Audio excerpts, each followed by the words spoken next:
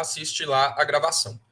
Mas eu vou começar, né, fazendo uma retrospectiva do que a gente falou até então. A gente está falando dos sistemas de telefonia, especificamente para o telefone fixo, mas aí eu sempre estou frisando com vocês que muitas coisas que a gente vai estudar aqui são utilizados nas comunicações móveis, na telefonia móvel, muitos conceitos, muitas técnicas, principalmente o que a gente vai começar a falar a partir de hoje, tá? Então, nós falamos primeiro nós dividimos a rede de telefonia em 3 partes: rede de acesso, rede de comutação e ficou faltando a rede de transporte, né? Ou rede de transmissão. Rede de acesso é aquela parte da rede que vai da central até a casa do usuário. A rede de comutação são as centrais telefônicas, né? O cérebro do sistema de telefonia. E a rede de transmissão é a rede, as tecnologias que comunicam, que conectam as centrais, para que as informações sejam repassadas de centrais a outras. Então, nós vamos começar hoje a falar dessa rede de transmissão. A gente vai ver 2 aspectos de 2 tecnologias usadas nesse tipo de rede, tá? São elas, primeiro, a modulação, que a gente vai entrar hoje, que isso aqui é importantíssimo e tem, assim, aplicação total até os dias de hoje, que é o tipo de modulação utilizado para pegar um sinal de voz, que é analógico, e transformar esse sinal em um sinal digital. Então, hoje nós vamos ver como é que a gente faz para digitalizar um sinal, tá? Especificamente, a gente vai falar de parâmetros e valores do sinal de voz, que é tudo padronizado, né? Para que as diferentes regiões do planeta como um todo consigam falar, a gente tem que ter uma certa padronização. Mas a gente vai falar da técnica como um todo, que serve para transformar qualquer sinal analógico em um sinal digital. Vocês já viram alguma coisa nesse sentido, não? Já? Acho que o microfone tá desligado, Jeff. Você está falando? A gente vê ali em eletrônica, em PDS, os ADC, né? Os conversor analógico digital, acho que fica alguma coisa perto disso, né? Na verdade, lá eu acho que eles trabalham muito com o conceito de tensão mesmo, transformar uma tensão analógica em uma tensão digital. Aqui a gente está falando mais de sinais de informações, muitas vezes esses sinais são aleatórios, a abordagem é um pouquinho diferente. A gente vai falar de uma técnica de modulação, né? De uma técnica de modulação por pulso, que utiliza que faz esse trabalho para a gente. Bom, eu vou compartilhar aqui com vocês. Eu vou compartilhar a tela inteira hoje, até porque eu vou fazer algumas contas aqui com vocês, vou demonstrar algumas coisas para vocês. Então, iniciando o nosso estudo de rede de transmissão, esse é o primeiro material de modulação. A gente vai falar depois de multiplexação, aí a gente vai falar de 2 tipos de multiplexação, né? O FDM e o TDM, que são usados na telefonia. FDM já está obsoleto, não é usado mais, mas eu acho importante falar da técnica. E TDM, que é o que é usado até hoje, né? E aí a gente vai falar especificamente das tecnologias TDM utilizadas na telefonia, mas isso mais para frente. Inicialmente, então, falando de modulação. Eu pergunto para vocês, gente, alguém sabe me falar aqui qual é o conceito? Deixa eu abrir um negocinho aqui. Alguém sabe me falar aqui qual é o conceito de modulação? Vocês estudaram, acredito que no semestre passado ou em algum semestre aí, anterior, né? Não sei quando é que vocês fazem, mas vocês estudaram modulações analógicas. Alguém sabe me dar o conceito de modulação?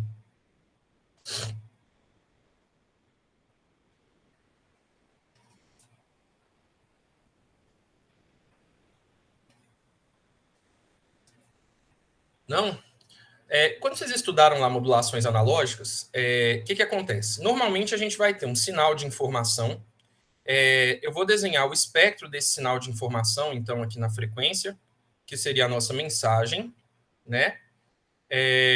Vamos supor que essa forma de onda, de menos W até W, só para a gente poder investigar isso aqui.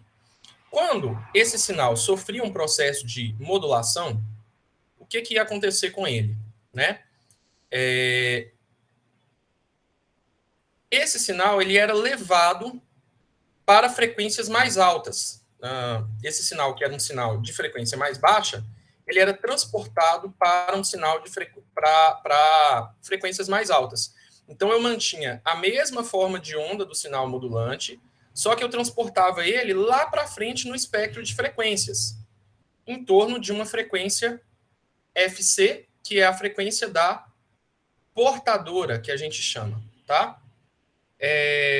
Consequentemente, tudo que a gente tem no lado do espectro, Fourier diz que a gente tem do outro lado do espectro, FC para lá, menos FC para cá. Então, eu mantinha as características de forma de onda do meu sinal, mas eu conseguia transmitir ele numa frequência mais alta. Daqui a pouco a gente vai falar o porquê, quais as motivações de se fazer isso. Na verdade, o conceito de modulação, pessoal, ele é mais abrangente do que simplesmente a gente pegar um sinal de frequências mais baixas e levar para uma frequência mais alta. Na verdade, eu costumo falar que modulação é quando a gente transforma o espectro do sinal de alguma forma na frequência, tá? Mantendo ainda a informação que aquele sinal carrega. Então, isso aí para mim seria o conceito mais coerente de modulação. Vocês vão ver que o tipo de modulação que a gente vai ver, que a gente vai falar hoje, não é um tipo de modulação que faz simplesmente isso aqui. Mas ele vai mudar as características de frequência do meu sinal, mantendo a informação. Tranquilo? Então, nós temos aí a definição formal de modulação dada lá pelo livro do Young, né? É uma técnica já bastante consolidada há bastante tempo. Então, é o processo de transferência de sinais de informação para uma portadora de alta frequência, é chamado de modulação. Então, aqui um desenho, mais ou menos o que eu falei, né? A gente tinha aqui um sinal que ocupa um espectro na faixa dos 1 kHz. Opa! Que ocupa um espectro aí na faixa dos 1 kHz, aqui embaixo, e que tem 1 kHz de largura de banda, tá? Ou seja, né, da menor até a maior frequência, nós temos essa excursão aqui de 1 kHz de frequência. E aí a gente pega esse sinal e transfere ele para uma frequência mais alta. No caso, eu transformei ele aqui para a frequência de 50 kHz, mantendo a mesma forma de onda dele, essa forma de onda retangular, né? E consequentemente, se eu mantenho a forma de onda aqui, é a largura de banda. Estou falando aqui, pessoal, de domínio da frequência, mas se eu tenho a mesma forma de onda no domínio da frequência, eu tenho a mesma forma de onda no domínio do tempo. Então, isso é válido para ambos, tá? Deixa eu... Tinha entrada de um colega de vocês. Beleza, gente? Tá, e por que a gente vai modular? Tá? Existem aí algumas motivações para a gente poder usar a modulação. Vocês já devem ter discutido isso aqui, mas eu vou falar de novo algumas dessas motivações, tá? A primeira delas, redução de problema com interferência e ruído. Por exemplo, utilização de modulação FM, tá? A interferência e o ruído, elas são características aqui que vão impactar na amplitude do sinal. Quando a gente pega um sinal de mensagem, aonde que está a informação do sinal de mensagem? Na amplitude, né? Só que quando a gente passa esse sinal por uma modulação FM, essa informação ela passa a estar gravada na frequência do sinal. Vocês devem ter visto lá, né, que no sinal FM, a frequência do sinal de saída varia de acordo com o sinal de entrada, de acordo com as amplitudes da sinal de entrada. Então, a informação ela fica aqui na frequência para a gente, tá? Se a informação ela passa a estar na frequência e o ruído e a interferência agem diretamente sobre a amplitude, não que não contaminem as frequências, contamina, mas eles agem mais diretamente sobre a amplitude, tá? Então, se elas agem sobre a amplitude, mas a informação está na frequência, beleza, nós reduzimos os problemas de interferência e de ruído. Então, esse é um dos motivos que a gente tem aí. Próximo. Questão de viabilidade técnica. Por exemplo, tamanho das antenas. Alguém sabe alguma coisa a respeito disso aqui? Sabe falar por quê que a modulação ela é boa para poder resolver questões de viabilidade técnica?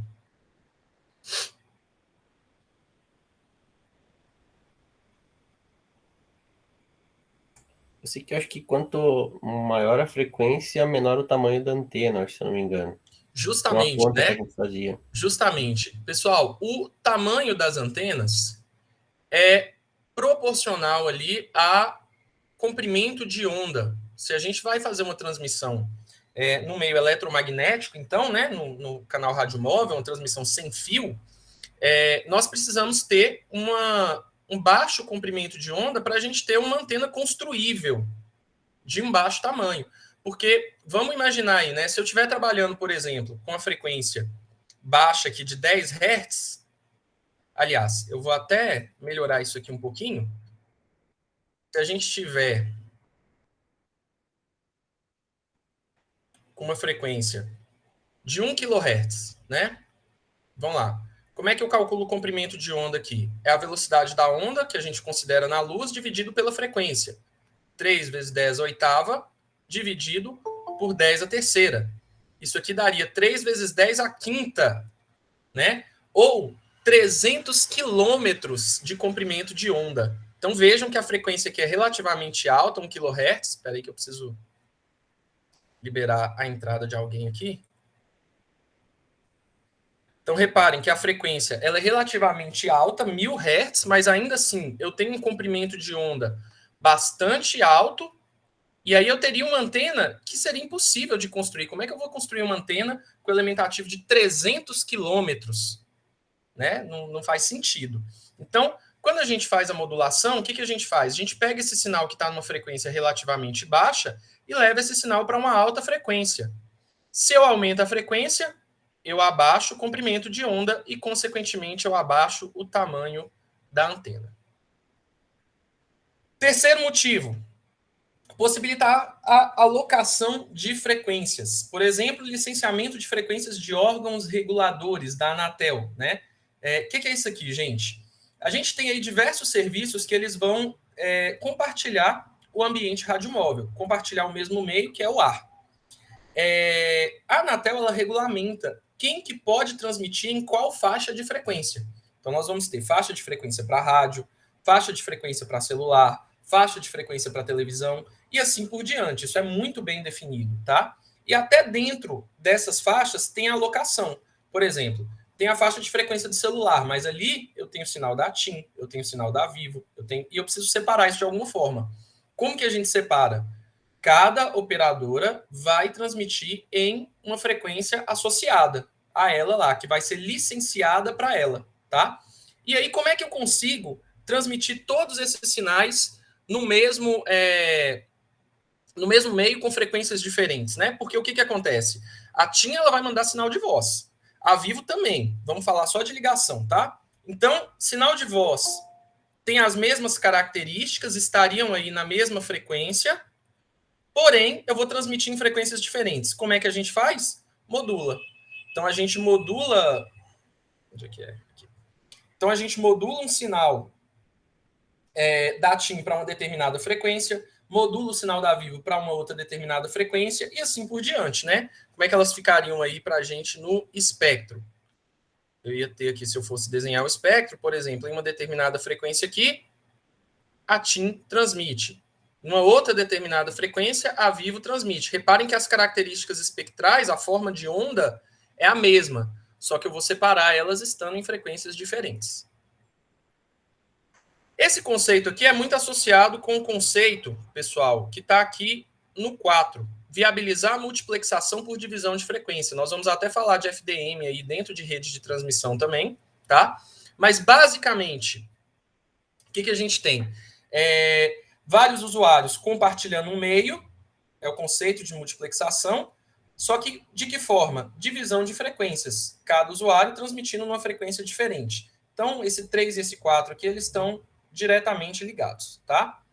E um outro motivo que eu acho que vocês talvez não tenham explorado ainda, não tenham visto também, é essa possibilidade de digitalização de sinais, utilizando aí a técnica que a gente vai ver hoje, que é a Pulse Code Modulation, PCM, tá? Na verdade, nós vamos partir de uma outra modulação de pulsos, PAM, e depois nós vamos passar para PCM. A PAM aqui é uma modulação analógica, PCM é uma modulação digital. Tudo bem até aqui, gente, nessas informações iniciais? Alguém quer perguntar alguma coisa? Quer levantar alguma questão?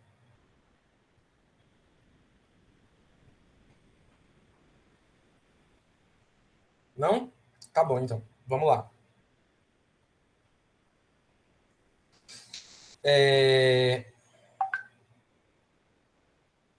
Caramba. Tá. Bom, alguns tipos de modulação aí. Modulação analógica, eu acredito que vocês estudaram essas modulações, AM, FM, PM. Opa, engrossei a canetinha aqui, né? Modulações por pulso, que eu acho que vocês já viram alguma coisa aqui, assim, tem modulações por pulso que são usadas, por exemplo, em partidas de motores, tá? Mas aí não vem ao caso, não é questão de transmissão de informação, é outra área. Vocês já viram alguma coisa de modulação por pulso? WM. PWM, né? Modulação por largura de pulso aqui, ó. W vem de width, do inglês, largura, né? É usado aí em questão de motor, essas coisas, eu nem entendo muito dessas coisas, não, mas enfim, eu sei que tem essa utilização. Modulação digital, modulação em amplitude digital, acredito que vocês estudaram alguma coisa digital, não?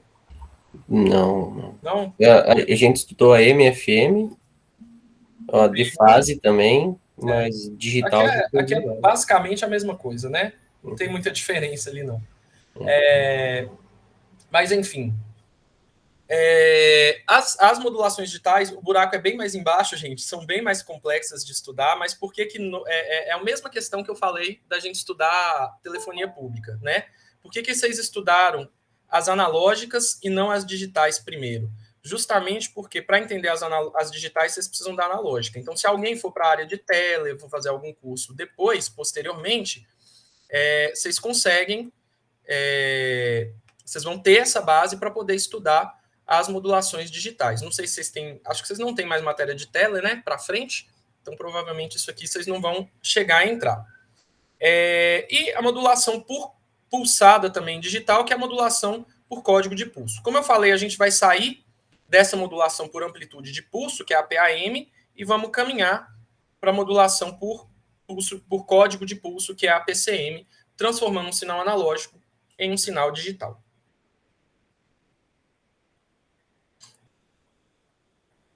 Eu comprei essa mesinha nova aqui para poder escrever e as ferramentas são novas, de vez em quando eu me embanando aqui, vocês não reparem não, tá? Modulação por amplitude de pulso, então nós vamos entrar nela primeiro. Basicamente, gente, eu acho que eu vou explicar isso para vocês numa outra folha aqui. Basicamente, o que acontece? A nossa intenção aqui é fazer com que um sinal analógico vire um sinal digital. Primeiro, nós vamos pensar em deixar esse sinal discreto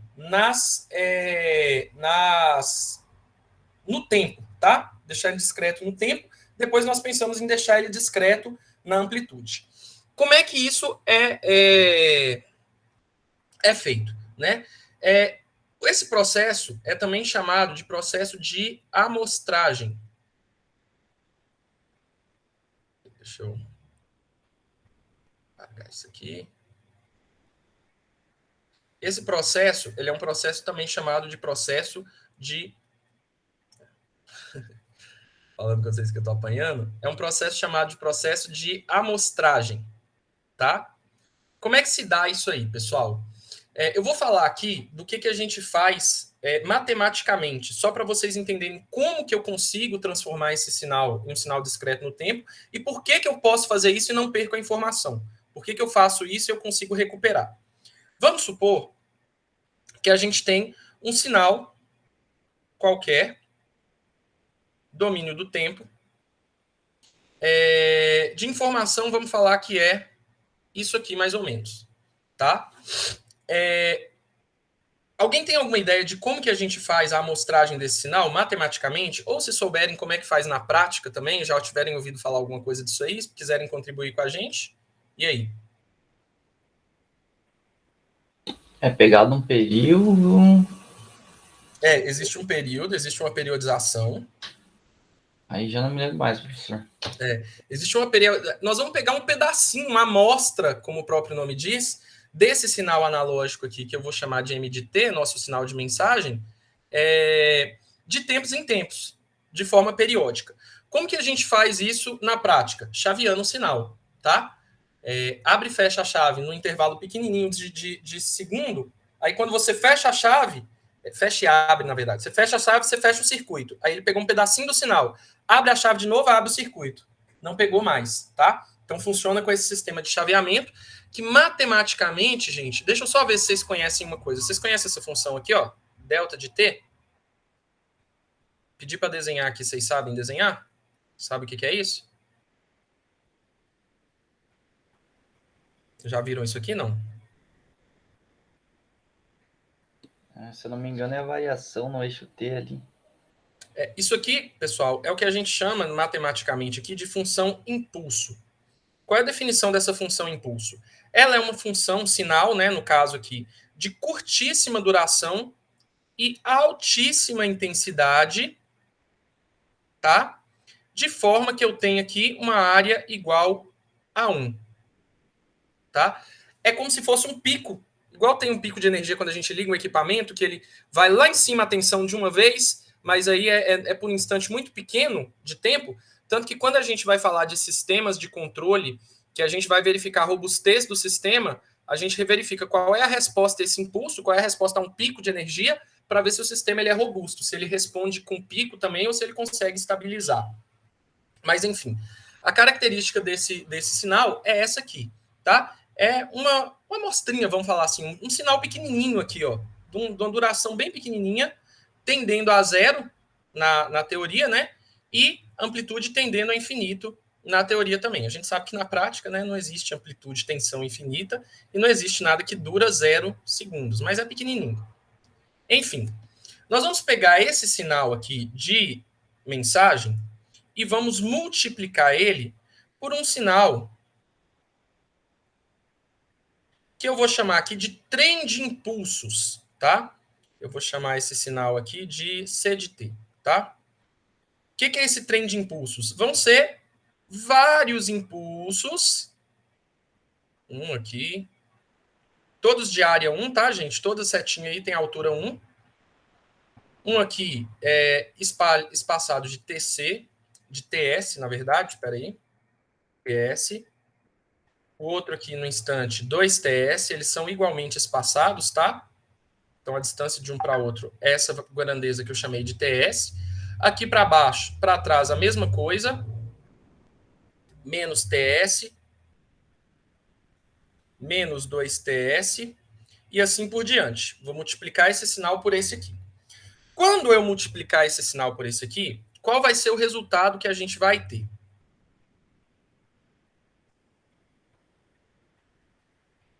Deixa eu apagar. Então, tá bom, essa borracha aqui para eu poder apagar isso logo. Isso. Tá, o que a gente vai ter aqui como resultado? O sinal amostrado. Então, matematicamente, o que a gente faz é isso aqui, ó. O que tem aqui antes do instante zero não vai interessar para a gente, porque eu não tenho sinal antes do instante zero. Na hora que eu multiplicar zero pelos impulsos, vai zerar os impulsos, tá? O que tem depois do zero, ou seja, né? O resultado só vai existir enquanto a mensagem existir. Porque se a mensagem for zero, na multiplicação dá zero. Então, qual vai ser o resultado aqui? Nós vamos ter, pessoal, um monte de impulsozinho aqui, formando como contorno a forma de onda original que a gente tinha, tá? Era para ser igual, tá? Faz de conta aqui que é igual. Mas esse é o resultado S de T que a gente vai ter, tá? Então, eu vou até apagar isso aqui, ó, porque o que a gente tem... Opa, pequenininho demais. O que a gente tem é, de fato, só essas setinhas, só as funções impulso, que são o que a gente vai chamar de amostras do sinal analógico, do sinal original que a gente tinha. Então, cada negocinho desse aqui a gente chama de amostras, tá? Igualmente espaçadas, todas elas espaçadas de TS, que a gente chama de tempo de amostragem. Beleza, gente? Aí você me fala, nossa, mas a hora que eu faço essa multiplicação desse sinal pelo trem de impulsos e eu tenho um sinal amostrado, aqui, ó, eu vou até pegar uma outra cor. Aqui, ó, o contorno desse sinal é equivalente ao sinal de informação original. Opa.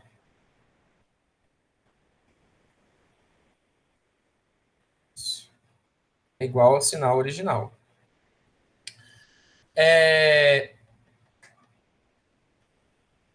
Então, o contorno é igual. Aí vocês pensam, né? Mas, pô, eu estou perdendo informação aí. Será que eu não estou perdendo a informação? Como é que eu faço esse processo e depois eu consigo recuperar o sinal de mensagem original? Como é que é isso? Como é que a gente faz isso? Né? Eu vou mostrar agora todo esse processo que ocorre aqui, como é que ele ocorre lá no domínio da frequência. O que ocorre lá no domínio da frequência? E eu vou mostrar para vocês e vou justificar que a gente consegue recuperar o sinal original. Então, ó, eu vou apagar esse resultado aqui que a gente tem para poder fazer essa transformada de Fourier gráfica aqui. Ó. Não vamos nos preocupar muito com expressões matemáticas, mas para vocês entenderem o que acontece lá no espaço das frequências mesmo, tá? Vocês já viram transformada de Fourier, né? Vocês devem ter estudado o espectro lá das modulações analógicas, tudo certinho. Devem estar por dentro disso. Beleza. Olha só. Vamos supor que esse sinal de mensagem, que é um sinal qualquer, eu desenhei ele aqui dessa forma, mas ele poderia ter qualquer forma de onda. Vamos supor que ele tenha uma transformada de Fourier que me dá um espectro domínio da frequência, M de F, que tem esse formato aqui, ó, por exemplo. Tá? Então, aqui, de menos W até W, por exemplo, né? Um valor mínimo até um valor máximo de frequência. A transformada de Fourier de um trem de impulsos, ou seja, um trem de impulsos no domínio da frequência, ele vai resultar, não vamos entrar em detalhe aqui de porquê disso, isso deixa lá para análise de sinais e sistemas. Ele vai resultar também num trem de impulsos, tá? Também num trem de impulsos. Zero aqui. Outro impulso, um outro impulso, um outro impulso, um outro impulso, um outro impulso. Beleza. Suficiente aí. Mas aqui, ó, só para falar com vocês, gente, tá? Isso aqui, tanto no tempo quanto na frequência, vai até o infinito. Tá? Beleza. Essa operação aqui de multiplicação, vocês já viram o que a operação de multiplicação vira no domínio da frequência?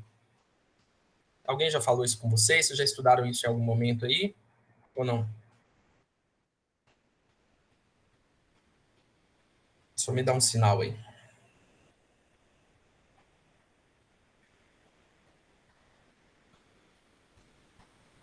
Alguém sabe, gente, o que uma multiplicação vira no domínio da frequência?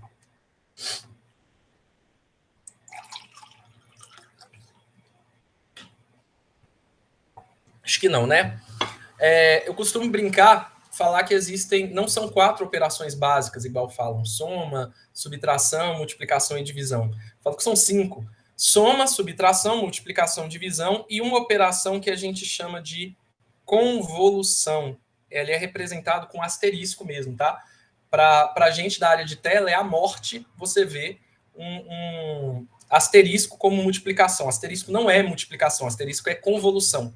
Na verdade, não é uma operação, é uma brincadeira que eu fiz aqui, não é uma operação numérica que você faz entre números, mas ela é uma operação entre sinais. Ela, basicamente, ela é complexa. Eu vou mostrar para vocês a título de curiosidade, mas se eu faço a convolução entre 2 sinais, isso aqui resulta em um integral de menos a mais infinito. Do segundo sinal muda a variável para tal, e o terceiro sinal muda a variável para tal, desloca de t, de tal. É uma coisa um pouquinho complexa para fazer. Tem uma análise gráfica que a gente faz que facilita isso aqui, mas não precisam se preocupar. Estou mostrando para vocês a título de curiosidade. Inclusive, pessoal, vocês já estudaram alguma coisa de sistemas aí, né? Quando eu tenho um sistema que tem uma resposta H de t. Vocês já viram isso aqui? Uma entrada x de t e uma saída y de t. Vocês já viram isso aqui? Que a gente determina lá no domínio da frequência, né, por Laplace, a saída é a entrada vezes a função de transferência. Já viram isso? Sim. Já, né? Então, a título de curiosidade para vocês, a gente faz isso aqui no domínio da frequência, no domínio de Laplace, por quê? Porque no domínio do tempo, isso aqui é uma convolução. Isso aqui é complexo e chato de fazer. Olha a integralzona aí, ó. Então, a gente utiliza essa notação lá no domínio de Laplace, na análise de sistemas, para fugir desse cara aqui. Mas, enfim, só para situar vocês sobre o que é essa operação, como é que funciona, vocês não precisam fazer, não precisam resolver essa integral de forma alguma. Quando eu fiz a matéria de sinais e sistemas na faculdade, a gente tinha que fazer. Aprender a fazer isso aqui. Acho que eu sei fazer até hoje, apesar de não ter mexido com isso aqui mais. Mas, basicamente, tem algumas propriedades, etc. Vamos voltar aqui ao que a gente queria. Eu tenho, então, quando eu faço o processo de amostragem, uma convolução no domínio da frequência. O que vai resultar da convolução de um sinal com um trem de impulsos no domínio da frequência? Vou apagar a parte de cima agora para eu poder fazer. Pena que não tem mais espaço. Para eu poder mostrar para vocês qual vai ser o resultado.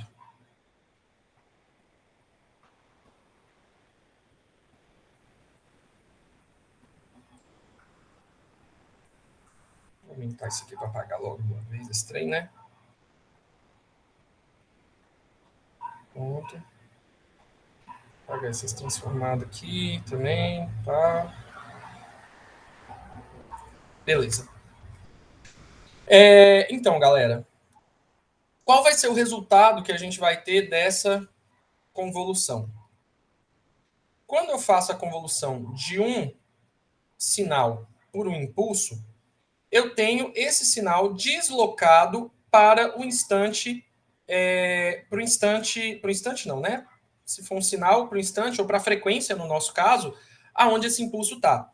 Então, a gente pode analisar caso a caso, tá? Fazendo a convolução desse sinal, desse espectro, com esse impulso, eu tenho o próprio sinal na frequência do impulso. Esse outro sinal aqui, eu não falei, tá?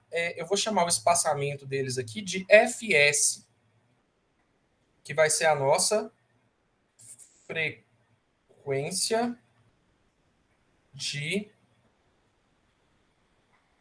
amostragem. Tá? Fs é a nossa frequência de amostragem. Então, quando eu faço a convolução desse cara com esse Fs que está aqui, esse cara ele vai aparecer aqui, ó.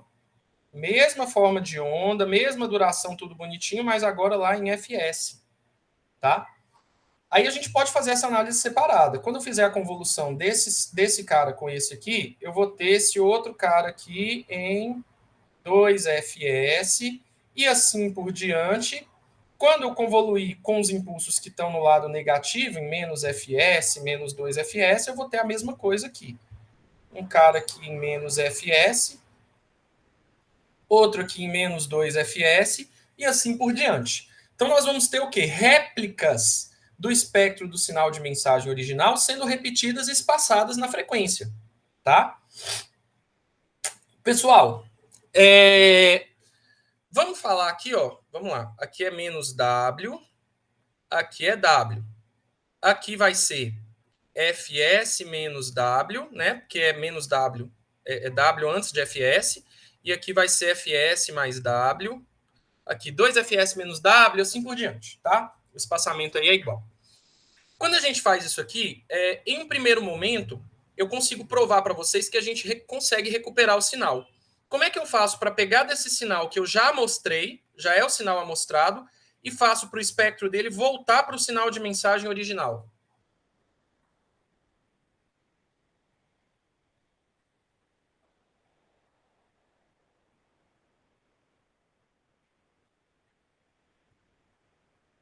E aí, gente? Como é que eu faço esse processo aí? Quero a colaboração de vocês. Está na hora de errar, viu? Então, podem chutar, podem dar palpite e tudo mais. Fique à vontade. Vou dar resposta sem ninguém chutar, não, viu?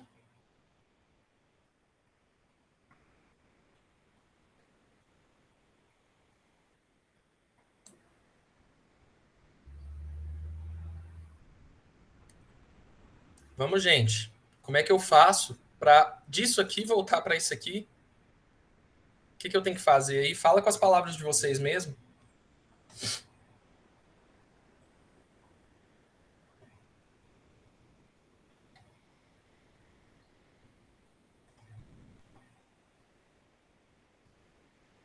Vamos lá?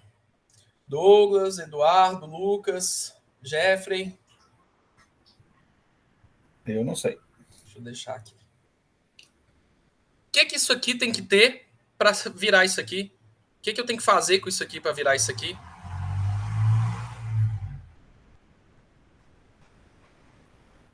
Qual que é a diferença daqui para cá? Ó, tem esse triângulo aqui. Aqui eu tenho vários triângulos, né? Qual a diferença daqui para cá? Justamente, eu tenho vários triângulos. E no original, no sinal de mensagem original, no sinal analógico original, eu tinha um triângulo só. Como é que eu faço? Vocês já estudaram filtros, não? Em circuitos elétricos. Aqui a gente estuda na circuitos elétricos 3. Opa. Já estudaram filtros? Alguém me fala aí? Tô achando que vocês estão deixando sim. Alguns de vocês deixando o computador ligado e saindo. Já estudaram filtros, né? Tá. O que acontece se eu passar esse espectro aqui, se eu passar esse sinal que tem esse espectro, por um filtro passa-baixas? O que o filtro passa-baixas faz?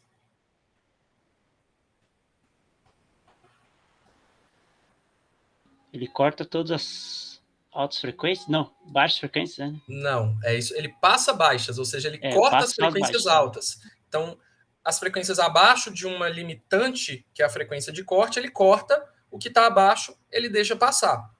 Essa função aí do nosso filtro passa-baixas. Então, se eu passar esse espectro por um filtro passa-baixas devidamente projetado, o que ele vai fazer? Ele vai cortar esses triângulos aqui, ó, vai eliminar eles. Deixa eu fazer aqui, depois eu apago, que eu vou precisar desse sinal, desse desenho aqui, ó. Ele vai eliminar isso, eliminar isso, eliminar isso. Só vai sobrar o quê? Isso aqui, que é igual a isso aqui.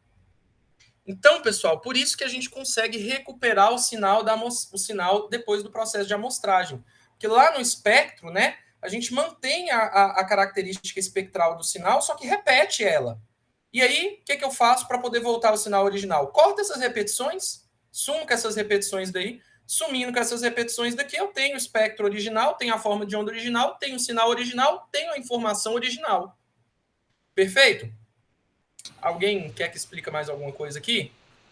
É como se tivesse um backup do sinal? Não é como se tivesse um backup, é porque assim, parece pra gente que a gente, nossa, perdi informação demais. Porque na hora que eu amostrei o sinal, eu só tenho os pedacinhos do sinal, igual tá mostrando aqui nessa figura no material. Mas, na verdade, a gente mantém a informação porque a gente mantém essa forma de onda. Então, essa demonstração que eu estou fazendo para vocês é para mostrar como que a gente consegue recuperar um sinal amostrado. Basicamente, a gente passa por um filtro passa-baixas. Deu para entender? Lógico, assim, né? Vocês não precisam saber todo esse desenvolvimento matemático, mas eu acho interessante fazer com vocês e mostrar para não simplesmente jogar informação e falar aceitem, né? E também porque existe um critério que a gente vai falar agora, né? Existe um requisito que a gente vai falar agora que eu acho que tem que fazer isso aqui para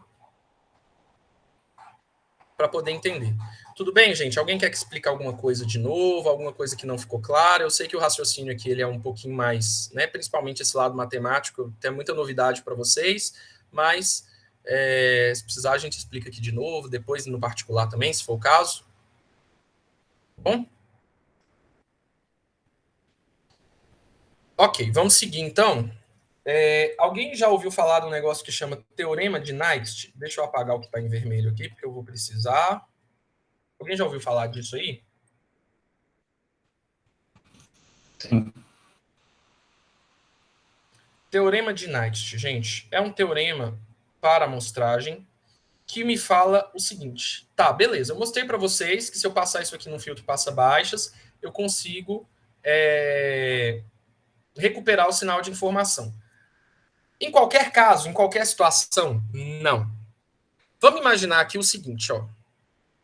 A distância que a gente tem desse espectro original aqui para a próxima réplica que a gente tem aqui, essa distância é o fs, é a frequência de amostragem.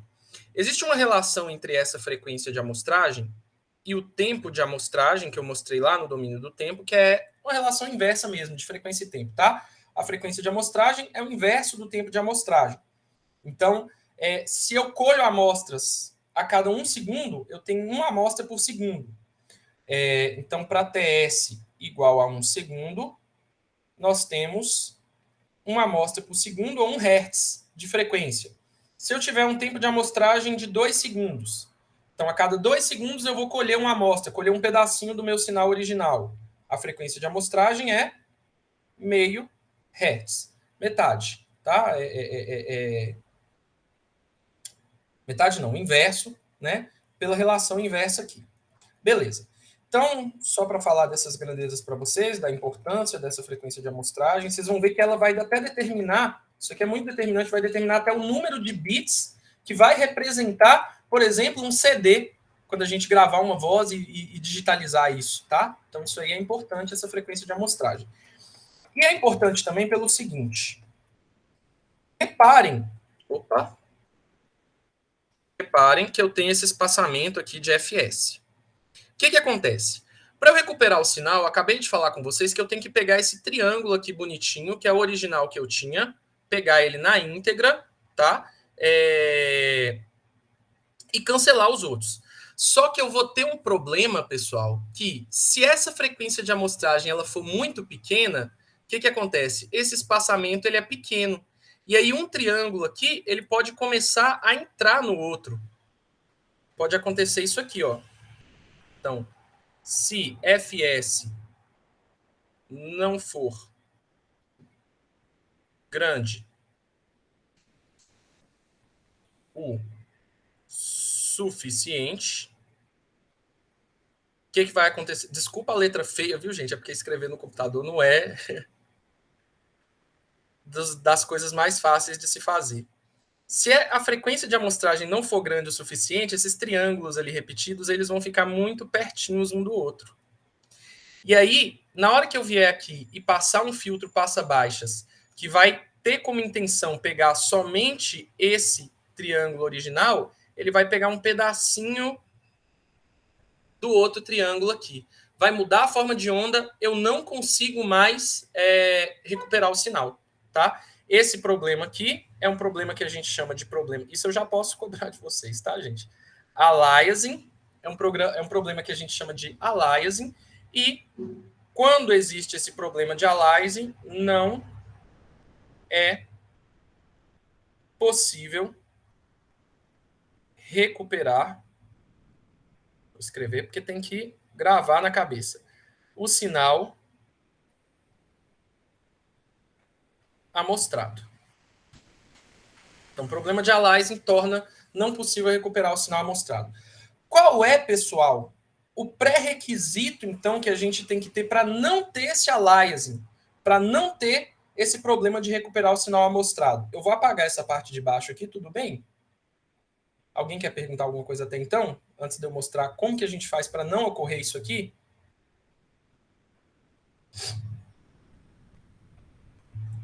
Ninguém se manifestou. Vou partir do princípio de que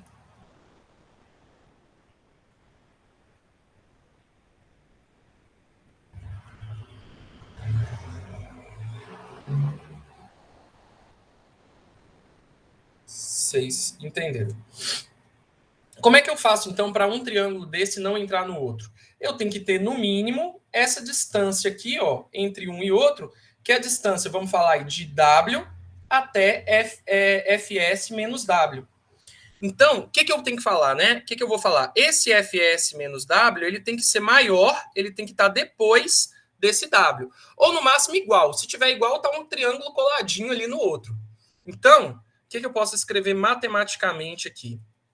Posso escrever que Fs menos W tem que ser maior ou igual a W. Fs, então, tem que ser maior que W. Passo o W para lá somando, W mais W, portanto, Fs tem que ser maior ou igual a 2W. E quem é W, pessoal? É esse valor aqui da última frequência que eu tenho no triângulo original, no triângulo que carrega a mensagem, na forma de onda que carrega a mensagem aí no espectro, né? Então, W para a gente vai ser a frequência máxima do sinal modulante. Então, nós podemos escrever o quê? Que a frequência de amostragem tem que ser maior ou igual a 2 vezes a frequência máxima do sinal de mensagem. Esse pré-requisito para a gente poder amostrar um sinal e conseguir recuperar ele é o que a gente chama de teorema de Nyquist. Esse nome esquisito aqui mesmo, NYQIST, da amostragem. Esse é o nosso teorema de Nyquist da amostragem. Eu estou vendo, alguém mandou alguma coisa no chat. Oi, alguém levantou a mão? Pode falar, professor. Cara. Sim, senhor. Isso tem a ver com aquela situação das câmeras ao captar a velocidade da hélice num helicóptero, por exemplo? Cara, na verdade, você fala não conseguir, quando uma câmera não consegue pegar porque a velocidade é muito alta. Isso. Não, aí é basicamente pelo parâmetro lá de construção de medição. Eu acho que, assim, se for olhar matematicamente, pode ser que tenha até alguma coisa a ver, porque, querendo ou não, é um conceito de velocidade mínima para a gente conseguir perceber isso aí, só que essa regra aqui ela é uma regra geral. Eu acho que cada aparelho, né, se falar de uma câmera, cada aparelho aí de câmera, ele tem uma resolução, uma velocidade de reação diferente. Então, acho que a gente não pode relacionar tanto, não. Mas é um pré-requisito aqui de velocidade, tá? Eu tenho que ter amostra suficiente, eu tenho que amostrar rápido o suficiente para que eu obedeça a esse critério e consiga recuperar o sinal, senão eu perco a informação. Show de bola. Beleza, gente? Ok? Tudo bem aqui? Tá. Acho que agora eu terminei essa parte aqui, dá para voltar aqui para o material. No material, pessoal, aqui tudo que eu fiz aqui é muito ideal, é muito teórico, tá? É tudo muito certinho, o impulso. Na prática, isso aqui vai funcionar na prática, tá? Mas, por exemplo, o impulso, ele não é um sinal de setinha, a setinha que eu desenhei. É uma ondinha quadrada, é um pulsozinho quadrado, tá? Então, basicamente, né? Aqui eu teria... Vou voltar aqui para desenhar no negócio. Aqui eu teria o meu sinal de mensagem original, que é esse contorno aqui que a gente tem. Vou tentar contornar, né? É o meu sinal de mensagem original. Quando eu multipliquei por um monte de impulsos, eu vou representar esse sinal por meio desses impulsos aqui, ó. Então, vejam bem. Nós temos aí uma sequência de pulsos de amplitude variável, então ele ainda é contínuo, ainda é analógico, vamos dizer assim, na amplitude, mas de tempo discreto. Por que o tempo agora está discreto? Porque eu tenho pulsos espaçados de TS. Eu sei onde está cada pulso, então discretamente vai ter um aqui, um em TS, um em 2TS, um em 3TS, um em 4TS. Tá ok esse conceito de discreto e contínuo para vocês? Acho que isso já deve ter sido discutido em alguma disciplina. A discretização a gente já tinha dado uma vista. Eu não sei os outros, tem a matéria de PDS lá, a gente está vendo algumas coisas de discretização. Processamento digital de sinais? É. Muito bacana. Mas discreto, basicamente, né, aquilo que tem valores bem definidos. Né? Por exemplo, conjunto dos números naturais. 1, 2, 3, 4, 5, 6, 7, 8, 9. São valores bem definidos, espaçados. Quando eu falo de contínuo, é porque eu tenho uma faixa de valores e aí eu posso assumir infinitos valores dentro dessa faixa, tá? Então, aqui eu falo que no tempo ele está discreto, porque eu tenho um aqui espaçado aqui no instante específico de cada impulso. Então, aqui eu tornei um sinal discreto no eixo do tempo. Então, ó, essa onda aqui quadrada que vai acompanhar aqui a forma de onda é como se fosse uma M mesmo, uma modulação em amplitude, tá? Não deixa de ser, né? Mas é pulsada. A gente vai chamar de portadora e a amplitude desses pulsos dessa portadora vai variar. A duração de cada pulso da portadora é constante. Então, essa duração do pulso aqui também é constante, mas isso aqui, como a gente falou, idealmente tende a zero, tá? É só um pedacinho. É susceptível a ruídos e interferências, por quê? Porque é amplitude. Ruído e interferência, eu falei para vocês agora há pouco, interfere diretamente na amplitude e é muito utilizado no processo de digitalização de sinais em uma das etapas da PCM, né? Já vou adiantar para vocês, são 3 etapas, pessoal. Amostragem, que é basicamente PAM, quantização, é o segundo passo para digitalizar esse sinal, e codificação é o nosso terceiro e último passo. Vamos lá. Opa. Modulação por código de pulsos, tá? Então, agora falando da PCM mesmo, que é a técnica, né, para digitalizar um sinal. Um sinal de mensagem representado por uma sequência de pulsos, representando o sinal de forma discreta, tanto em termos de tempo como de amplitude. Então, até então, na PAM lá, eu mostrei para vocês como é que a gente faz o sinal ser representado de forma discreta no tempo. E aí, agora, como é que a gente faz na amplitude? Como eu falei, essa técnica PCM, quando a gente quer converter um sinal analógico em digital, e aí, um histórico aqui, né, sua disseminação teve início nas redes telefônicas, dadas as vantagens de se trabalhar com sinais digitais, tanto na rede de transmissão quanto na rede de comutação. Evolução para o digital aí que a gente já sabe, né? Ok. As etapas que constituem esse processo de digitalização, acabei de desenhar ali para vocês, nós temos amostragem, quantização e codificação. Quantização ela pode ser de 2 tipos, linear ou não linear. Eu vou citar rapidamente essa parte não linear aqui, mas acho que não tem tanta relevância a gente entrar em detalhes disso aqui não, mas eu vou explicar mais ou menos para vocês como é que é.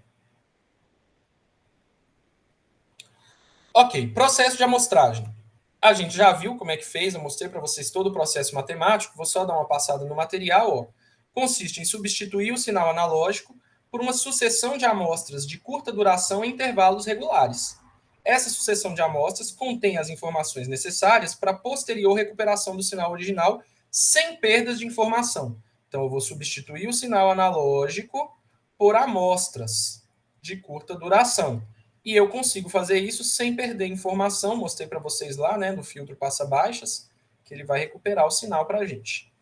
E aí a gente tem um teorema de Nyquist, né? A frequência de amostragem, ele chamou de FA aqui, pessoal. Eu gosto de trabalhar com FS, é mais comum vocês verem FS. Vem do inglês, tá? Sampling. Esse material é um material que eu já tinha, que até veio coisa de outro professor que me passou e eu adaptei e tudo mais, mas eu não cheguei a adaptar essas fórmulas. Então, ele chamou de FA, eu chamei aqui de FS, mas basicamente a frequência de amostragem deve ser maior ou igual a 2 vezes a máxima frequência do sinal a ser amostrado. Mostrei para vocês. A frequência de amostragem maior ou igual a 2 vezes a frequência máxima. Ele usa FS aqui, mas esquece, tá? Vocês estão vendo na aula aqui, utilizem a minha notação. Depois eu posso até deixar outro material com vocês que eu tenho pronto já. Mas aí tá até com o emblema da outra faculdade que eu trabalho aqui, mas não tem problema, é tudo AFIA mesmo. Mas eu posso compartilhar com vocês que tem a notação que eu costumo usar e que é muito comum de ver em livro também. Então, a frequência de amostragem do sinal que segue essa regra é usualmente denominada de frequência de Nyquist, devido a esse teorema de Nyquist da amostragem. Esse cara aí, esse Next, ele estudou diversas coisas aí relacionadas à frequência de sinal, recuperação e etc, e assim por diante. Falando ainda da amostragem agora, mas agora vamos trabalhar com a questão da voz humana. Nós estamos falando de sistema de telefonia, então nós estamos falando de digitalização do sinal de voz. O que acontece, gente? A voz humana, ela ocupa uma faixa de frequências que vai de 20 a 10 kHz. Na verdade, eu já vi em outras fontes aí que eu posso ter valores, às vezes, até menor, até maior, lá perto da faixa de 20K e tudo mais. Só que as frequências, que a gente fala que a maior parte das componentes de frequência da voz de um ser humano está nessa faixa de 300 a 3.4 kHz. Então, de 300 a 3.400 Hz. Então, o que acontece? Antes de se fazer, na prática, tá? Antes de se fazer a amostragem do sinal de voz, a gente vem aqui e... Será que esse trem aqui só me dá 4 cores? Mas, enfim. A gente vem aqui e elimina qualquer frequência que esteja dentro dessa faixa. Então, a gente faz com que o sinal de voz humana ele tenha como frequências possíveis 300 a 3.400 Hz. Aí uma pergunta que eu faço para vocês. Com base nisso, a frequência de amostragem deve ser maior ou igual a quanto? Devido ao teorema de Next ali que a gente acabou de ver. Que a frequência de amostragem é maior ou igual a 2 vezes a frequência máxima do sinal. É maior ou igual a quanto, então, gente? 6.800? 6.800, né? 2 vezes esses 3.400, que é a frequência máxima aqui nossa, ó, frequência máxima, né? Vai ser, então, 6.800 Hz. Então, a frequência de amostragem nessa situação, para recuperar o sinal, tem que ser no mínimo 6.800 Hz. Sendo que, na prática, na convenção que é utilizada, a gente fixou em 8.000 Hz. Beleza, não tem problema nenhum. É maior que 6.800, eu consigo recuperar, ok? Essa faixa de frequências foi escolhida porque eu tenho 90% da inteligibilidade do sinal. Gente, no sentido de existir, né? A perda de parte das componentes de frequência da voz. Por isso que, às vezes, a gente grava um áudio, a gente fala no telefone, a gente fala, nossa, a voz de fulano ficou diferente no telefone. Ficou diferente mesmo, porque a gente cortou uma parte de frequência da voz daquela pessoa. Então, se aquela pessoa, né, tem ali componentes mais baixas ou mais graves ou mais agudas, né, porque a frequência, acredito que vocês saibam isso, a frequência está diretamente associada ao tom de voz, essas componentes são cortadas, ficando ali entre 3.000 e 3.400 Hz. Então, com base nisso, se a frequência de amostragem é 8.000 Hz, o tempo de amostragem é 1 sobre essa frequência, 1 sobre 8K, 8.000, que vai dar 125 microsegundos. Ou seja, no processo de digitalização, na prática, o processo de digitalização do sinal de voz, ele pega uma amostra a cada 125 microsegundos para poder digitalizar o sinal. Beleza? Ok, gente. Tá. Mostrando para vocês aqui como é que isso é feito, né? Eu pego aqui um sinal de voz. Opa. Sai daqui, gente. Eu pego um sinal de voz, passo por um filtro passa-baixas para poder cortar aquelas frequências mais altas, depois lá da faixa dos 3.400 Hz, né? E aí eu tenho um sinal de voz de faixa limitada, de 300 a 3.400 Hz. O que acontece? Tem uma chave eletrônica. Essa chave vai chavear, vai fecha e abre, fecha e abre, fecha e abre, a uma frequência igual à frequência de amostragem. Por quê? Cada vez que ele fechar, eu colho uma amostra. Fechou e abriu? Peguei esse pedacinho. Fechou e abriu? Peguei essa outra amostra. Fechou e abriu? Peguei essa outra amostra. É importante a gente perceber aqui que o sinal amostrado, ele vai ter o quê? A mesma forma de onda, o mesmo contorno, a mesma envoltória do sinal original que a gente tinha, que é ele que a gente consegue recuperar. E aí, esse fechou o processo PAM, tá, gente? Isso aqui é todo o processo de amostragem, chamado também de modulação PAM. Alguma dúvida antes da gente continuar? Oportunidade de vocês perguntarem aí.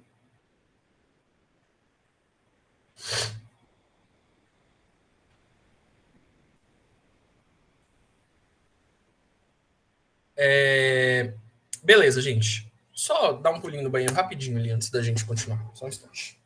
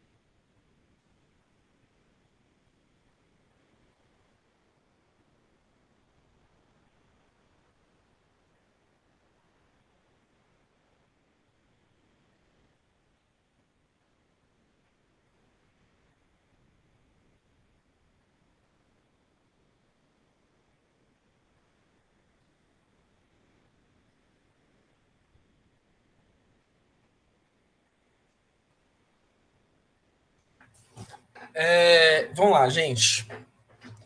Tá. Segundo passo do processo de modulação de sinais analógicos, né? Do processo de modulação PCM ou digitalização de sinais analógicos. A gente vai ter agora a discretização, nem sei se existe essa palavra, mas a discretização da amplitude do sinal. Então, eu expliquei para vocês que eu tinha um sinal analógico, ele é contínuo no tempo e contínuo na amplitude. Fiz a amostragem, ele ficou discreto no tempo. Eu tenho os tempos certinhos das amostras, mas ele ainda é contínuo em amplitude. Agora, o que a gente vai querer fazer? A gente vai querer que esse sinal fique discreto também na amplitude. E como é que a gente faz isso? É o processo que a gente chama de quantização. A gente define valores de tensão, né? Se for um sinal de tensão, a gente define valores de tensão fixos, que são os nossos níveis de quantização, e a gente aproxima cada amostra, representa cada amostra a partir desse nível. Deixa eu fazer isso no nosso negócio aqui. Vamos pegar uma coisa nova. Deixa eu mostrar para vocês aqui, tentar desenhar um pouquinho mais. Ó, vamos supor que eu tenha... Eu vou explicar, acho que todo o processo aqui, depois a gente dá uma passada no material, tá bom? Vamos supor que eu tenha esse sinal amostrado aqui. Ó. Tá? Lógico que eu vou fazer aqui poucas amostras, não vou ficar...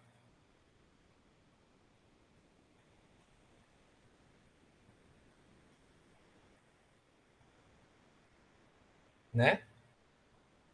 Bom, a gente tem esse sinal amostrado, ele veio de um sinal analógico que vai ter esse comportamento aqui, mais ou menos, ó. Tá? Desculpa aí o desenho não ter saído fiel, mas mais ou menos esse comportamento aí tá mais cinza, mais clarinho para vocês. Eu vou apagar isso aqui. E aí, a gente vai definir o que a gente chama de níveis de quantização. O que são esses níveis de quantização? São valores fixos, eu vou definir aqui pouco, só para a gente poder entender, tá? São valores fixos de amplitude, aos quais eu vou representar o sinal, tá? Então, galera, o que acontece? Nós vamos aproximar cada amostra para o nível de amplitude mais próximo. Então, veja bem, essa amostra aqui está próxima desse nível, então eu vou representar ela aqui. Essa amostra está próxima desse, vou representar ela aqui. Essa está próxima desse, vou representar ela aqui, nos mesmos instantes de tempo.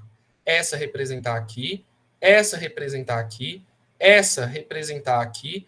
Lógico, né, gente, que aqui está tendo um erro muito grande. Eu estou aproximando para um lugar distante. Mas é porque eu coloquei poucos níveis de quantização.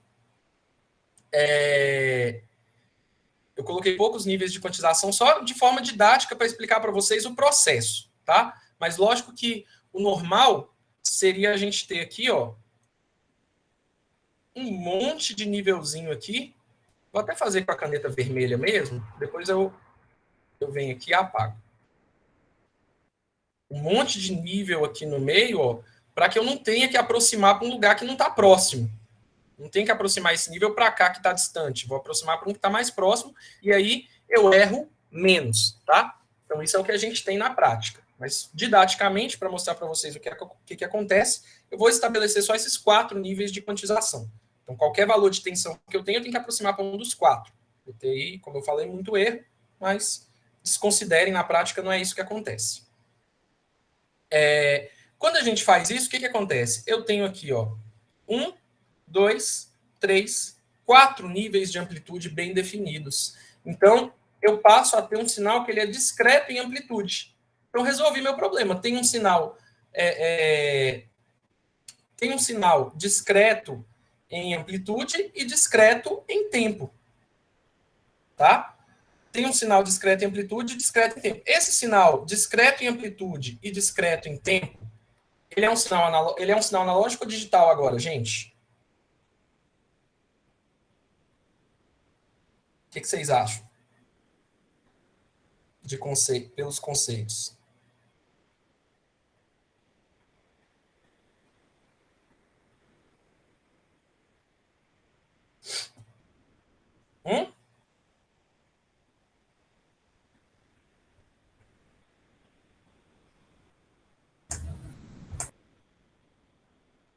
Vocês acham que ele é analógico, digital? Quero a resposta aí de alguém.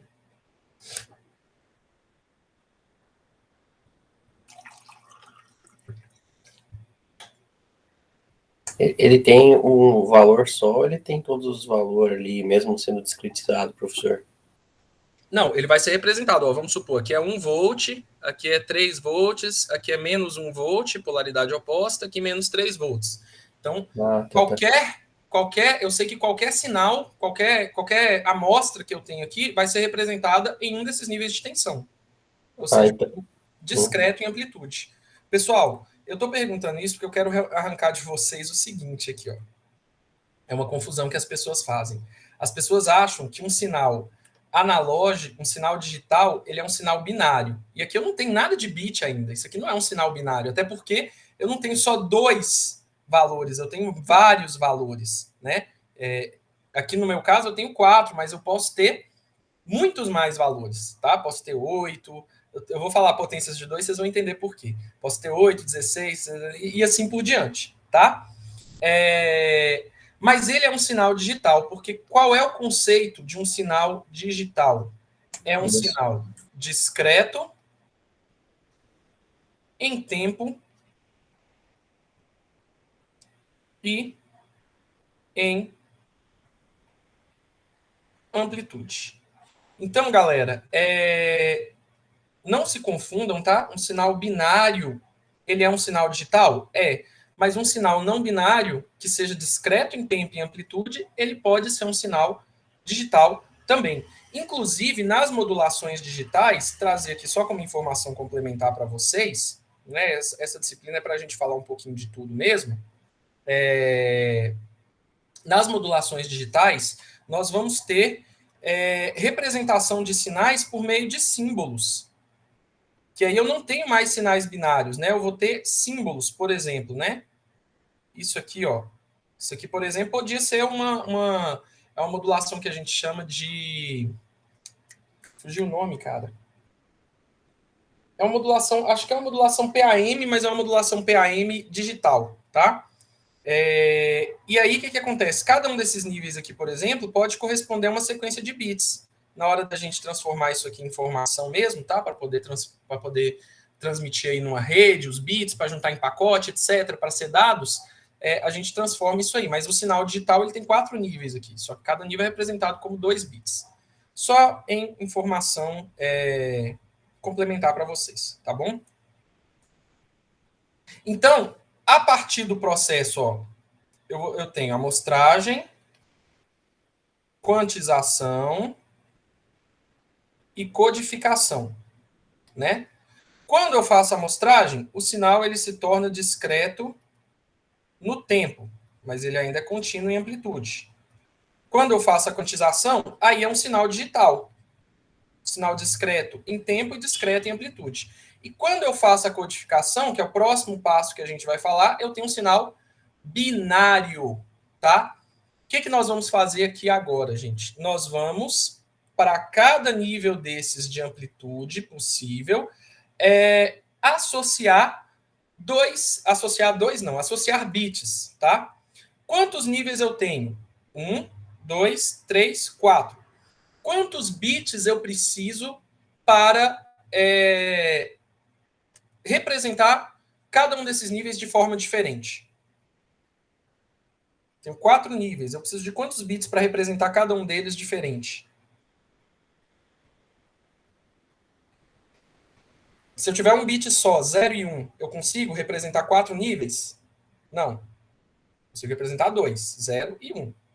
Quantos bits eu preciso para representar 4 níveis? 2. 2 bits. Porque com 2 bits nós temos 2 elevado ao quadrado, 4 níveis. Por isso que eu estava falando, pessoal, que esses níveis aqui são sempre potência de 2. 4, 8, 16, 32, 64, assim por diante, tá? Então, posso, por exemplo, chegar nesse nível aqui e falar que esse nível corresponde aos bits 0 e 0. Esse 0 e 1, esse 1 e 0 e esse 1 e 1. E aí, pessoal, quando eu fizer isso aqui, vamos apagar aqui embaixo. Quando eu fizer isso aqui, galera, o que vai acontecer?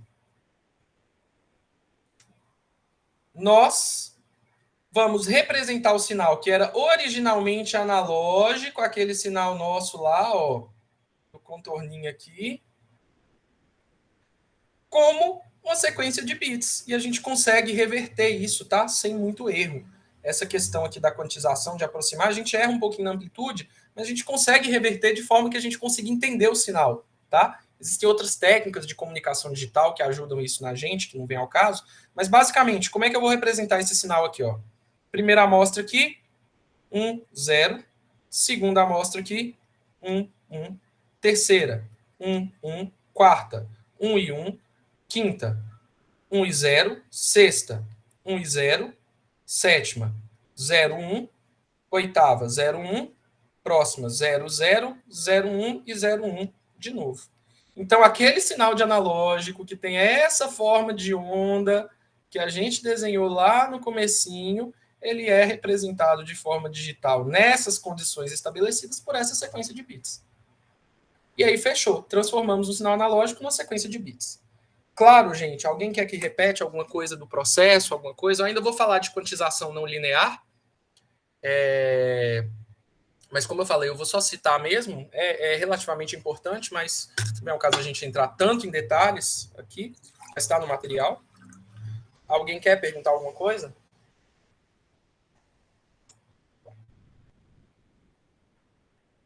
Para mim, tá entendido. Tá bom.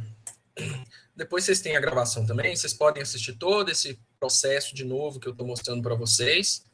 E aí estou à disposição de vocês para dúvidas depois, para resolver os exercícios e tudo mais. Tá? Muita coisa aqui, gente, é a caráter de demonstração. Vocês têm que entender o processo, saber fazer os cálculos que a gente vai ver daqui a pouco. Vamos fazer alguns daqui a pouco, tá? Basicamente é isso. Tá? Em relação a essa questão, eu não apaguei ele em cima de propósito. Em relação a essa questão do número de níveis, galera, eu queria estabelecer o seguinte aqui com vocês. Eu vou chamar um N maiúsculo de número de níveis de quantização. E o N minúsculo eu vou chamar do número de bits por amostra. Ou seja, o número de bits que vai representar cada nível lá de quantização. Eu acabei de relacionar aqui com vocês, né, que ó, se eu tivesse 2 níveis, eu iria, né, vou colocar aqui, se eu tivesse 2 níveis, quantos bits eu preciso para representar 2 níveis? 1, né? Então, 2 elevado a 1 é igual a 2. No caso de eu ter 4 níveis, Eu preciso de 2 bits, porque 2 elevado a 2 é igual a 4. Se eu tivesse uma situação de 8 níveis, eu precisaria de 3 bits para ter 2 elevado a 3 possibilidades, 8 possibilidades para os 8 níveis, né, diferentes. Se eu tivesse 16 níveis, eu precisaria de 4 bits. 2 elevado a 4 é 16. Então, para 16 possibilidades, eu preciso de 4 bits. No frigir dos ovos, né, a expressão geral que a gente pode escrever, o número de níveis é 2 elevado ao número de bits. Não se esqueçam, é uma relação também importante para a gente, tá? Bom, aí eu falei que esse processo de digitalização a gente vai fazer alguns cálculos em relação, tá? Vamos imaginar que o digitalizador ele é uma caixinha, uma máquina que vai entrando o sinal analógico e vai saindo os bits. Às vezes é muito importante a gente determinar qual é a taxa com que eu estou gerando, quantos bits que ele está gerando ali por segundo no processo de digitalização. A gente consegue determinar isso por meio dessas métricas aqui que a gente está falando também, tá? Então, galera, o que acontece? Nós temos lá a nossa frequência de amostragem, que é o nosso número de amostras por segundo. O N minúsculo, nós acabamos de falar que é o número de bits, né? Então, posso escrever que isso aqui é o número de bits e cada amostra vai ser representada por um bit, né? Por amostra, pela quantidade de amostras. Aí eu vou definir aqui, pessoal, uma variável que eu vou chamar de RB, daqui a pouco eu falo o que ela é, que é basicamente a frequência de amostragem multiplicada pelo número de bits por amostra, pelo N minúsculo. Se eu olhar para as unidades e eu multiplicar essa unidade por essa aqui, número de amostras e quantidade de amostras são iguais, um no numerador, outro no denominador, cancela. O resultado desse produto, então, vai dar uma unidade que a gente fala, que é o número de bits no numerador. Não sei se vocês já fizeram essa análise de unidade, em alguma coisa lá de física, sei lá, por segundo. É o número de bits por segundo, tá? O que é o número de bits por segundo? É a taxa de geração. Deixa eu apagar esse.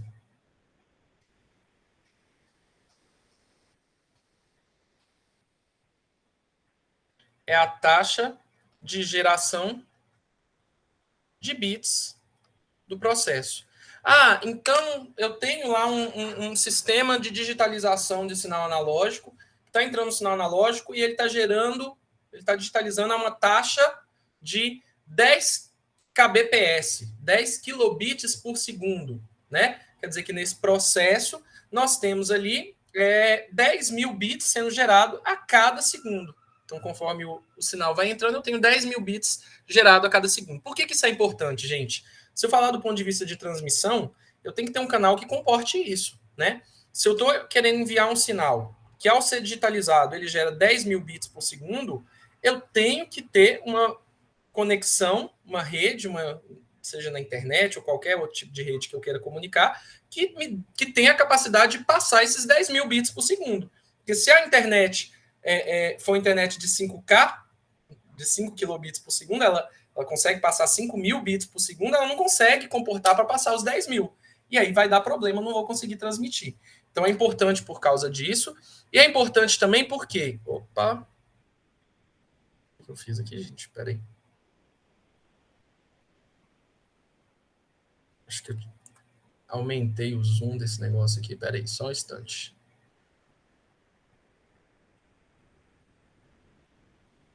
Opa! Ficou pequeno demais. Tá, vai assim mesmo. Acho que estava assim. Estou viajando. Então, galera, o que mais que é importante isso aqui? Armazenamento, tá? Vamos supor que eu tenha que digitalizar uma música. Uma música ali que ela vai ter 2 minutos, ou ainda para a gente trabalhar tudo em segundo, 120 segundos de duração, tá? E aí, no processo de digitalização, eu tenho uma taxa de bit de 10 kilobits por segundo. Então, quando eu for gravar essa música, estou usando alguns valores aqui só para didático mesmo, tá? Não são valores típicos que são utilizados. Mas, ó, eu vou gravar isso aqui a uma taxa de 10 kilobits por segundo. Se a música dura 120 segundos e eu tenho 10 kilobits por segundo, qual é o comprimento do arquivo que vai resultar dessa digitalização? É a taxa de bit vezes o tempo de duração da música, do arquivo. Vai ser o produto dos 10K, 10 vezes 10 a terceira, pelo 120. Eu vou encontrar aqui 120 mil bits. 120 mil bits. Então, uma música de 120 segundos, que ela é digitalizada, às vezes vocês veem lá a questão da qualidade de sinais de áudio, aí ele tem uma taxa lá, essa taxa é justamente essa taxa de geração de bits. Quanto maior essa taxa de geração de bits, mais detalhes eu vou ter da música, mais qualidade eu vou ter, eu vou estar considerando mais componentes de frequência, não vou entrar em detalhes disso, mas se vocês pensarem um pouquinho em todos esse processo que a gente fez, vocês conseguem enxergar isso, tá? E aí o tamanho desses arquivos, eles dependem dessas questões aqui, tá? É importante a gente discutir, ver isso, eu acho muito interessante, porque a maioria das informações que a gente tem, ela é analógica, mas elas são transmitidas em meios digitais. E a gente tem esses pré-requisitos, né, de capacidade de armazenamento, o HD do computador, ou até mesmo, né, igual eu tô pensando em comprar um cartão de memória novo pro meu videogame, porque não tá dando conta mais do jogo e tal. Então, esse armazenamento é importante e está tudo relacionado. E a questão de transmissão também, tá? Então, para eu conseguir ver um filme, aquele áudio foi digitalizado, o áudio do filme foi digitalizado para ser enviado para mim, e ele é digitalizado a uma taxa, e minha internet tem que dar conta de escoar essa taxa para chegar lá para mim pela Netflix, ou YouTube, ou o que seja, tá?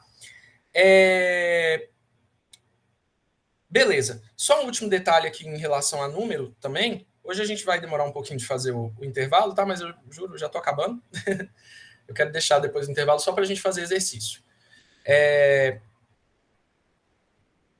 Se eu quiser encontrar o número de bytes, o que eu tenho que fazer? Vocês sabem o que é um byte? Em relação ao bit? Qual a diferença?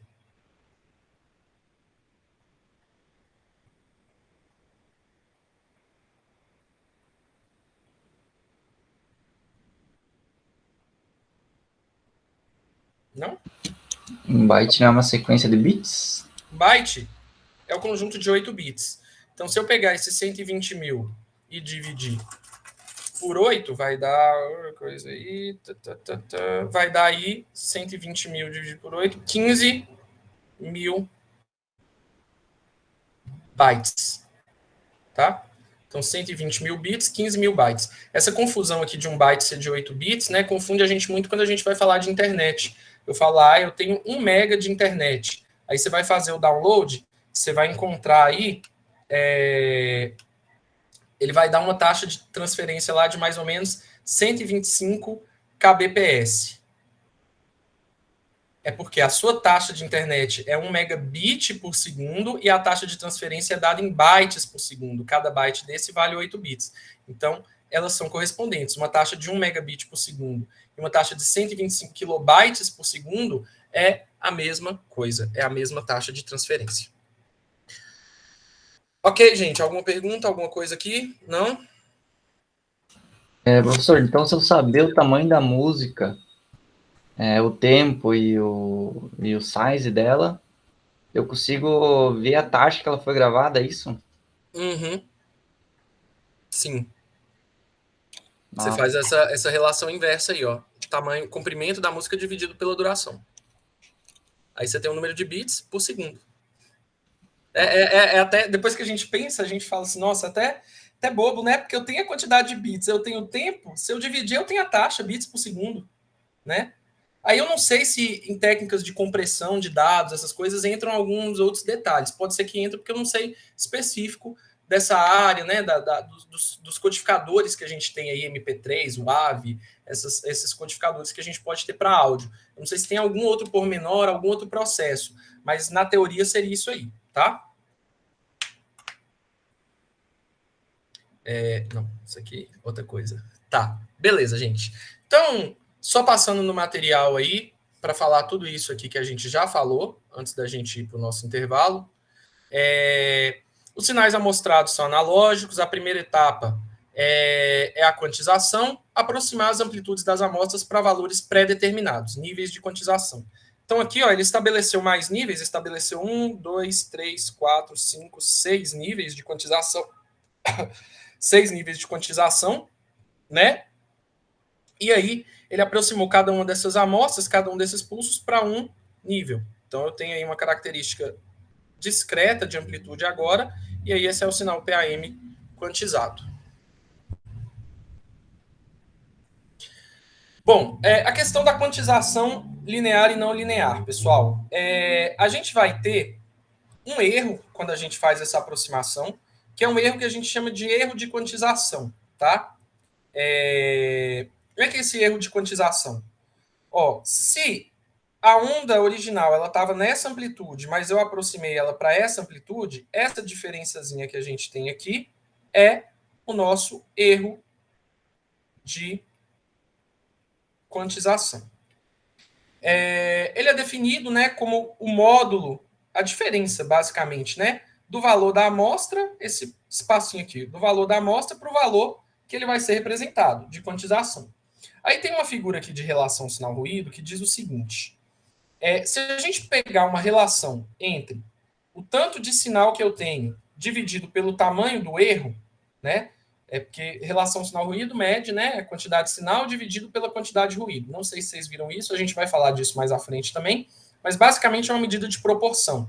O tanto que eu tenho de sinal dividido pelo tanto que eu tenho de erro, vamos falar assim. Nesse caso aqui, reparem que o erro eles são iguais. São erros iguais, os valores de erro.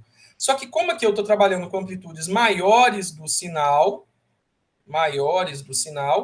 e aqui menores, eu vou ter uma relação aqui muito maior do que aqui.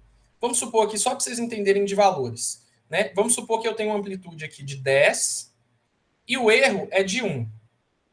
E aqui numa amplitude mais baixa de 1, eu tenho o mesmo erro de 1. O que acontece, gente? Aqui, ó, 1 em 10, eu tenho 10% de erro. Aqui, 1 em 1, eu tenho 100% de erro. Isso aqui não é bom para a gente. Não é interessante. Então, para poder normalizar mais ou menos, para que a mesma quantidade de erro, ó, 1 volt de erro, dê o mesmo percentual, a gente faz um negócio que chama de quantização não linear. Então, naquele desenho que eu fiz lá para vocês, eu estabeleci como níveis de quantização menos 3 volts, menos 1 volt, 1 volt e 3 volts, né? A diferença de um para outro era de 2 volts. Isso aqui é a quantização que a gente chama de linear. A diferença de um nível para outro é constante, é igual. Para a gente reduzir esse problema aqui de relação diferente, de percentual diferente, o que a gente faz? A quantização não uniforme ou não linear. Tá? Basicamente, como é que ela é feita na prática? A gente passa o sinal por um compressor que faz as amplitudes grandes virarem pequenas e depois faz a quantização uniforme. Isso aí é com o objetivo de garantir uma relação de sinal e erro, relação sinal-ruído melhor ao longo de todo o sinal, tá?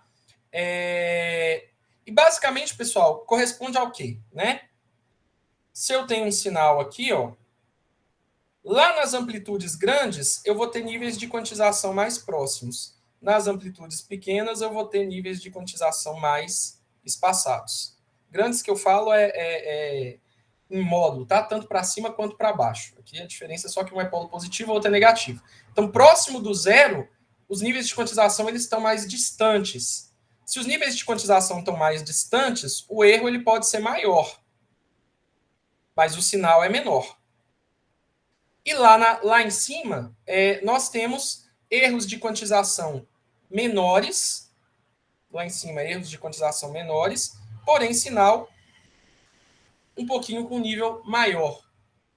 Então, na verdade, é o contrário, eu acho. Espera aí, gente. Viajei, tá? Viajei. Vou até apagar tudo aqui.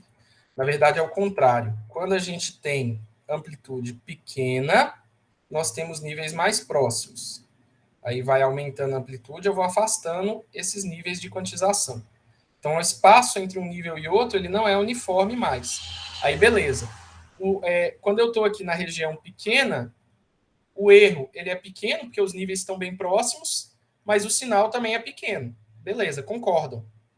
Quando eu vou aqui, eu tenho um sinal maior, mas eu posso ter um erro maior. Então, a relação de sinal para erro fica mantida. Os dois crescem e os dois diminuem ao mesmo tempo. No material aí, gente, ele vai falar dessa lei de quantização aqui, né? Ó, a entrada em função da saída, como é que a gente faz? No Brasil, a gente tem essa lei A de compreensão do PCM, tal. As fórmulas, não precisa entrar em detalhes disso aqui.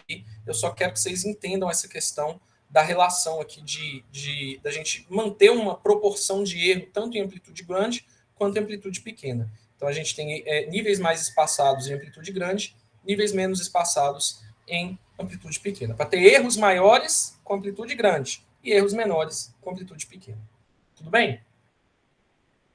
E, finalmente, né, o processo de codificação, nosso último slide. A codificação ela é usada após a quantização e converte a amplitude de cada pulso em uma combinação de bits, 0 e 1. Os 128 intervalos positivos mais os 128 negativos são 256 intervalos, 256 níveis. Isso aqui é só um exemplo numérico, tá? Na verdade, é o que é usado na prática, são 256 níveis, são os nossos 8 bits, tá? São os nossos 8 bits. Então, na prática, quando a gente vai digitalizar um sinal de voz, um sistema automático de telefonia que vai digitalizar um sinal de voz, ele vai representar cada amostra com 8 bits. Esse valor aí é um valor padronizado já. Igual nós vimos lá que a frequência de amostragem é de 8 kHz, tá? E aí, pessoal, com esses dois valores, nós descobrimos que esses sistemas de telefonia, eles geram uma voz a uma taxa de 64 kilobits por segundo, produto de 8 bits por 8 kHz. Tranquilo, gente? Alguma dúvida aqui? Antes da gente parar, na volta a gente vai fazer exercício.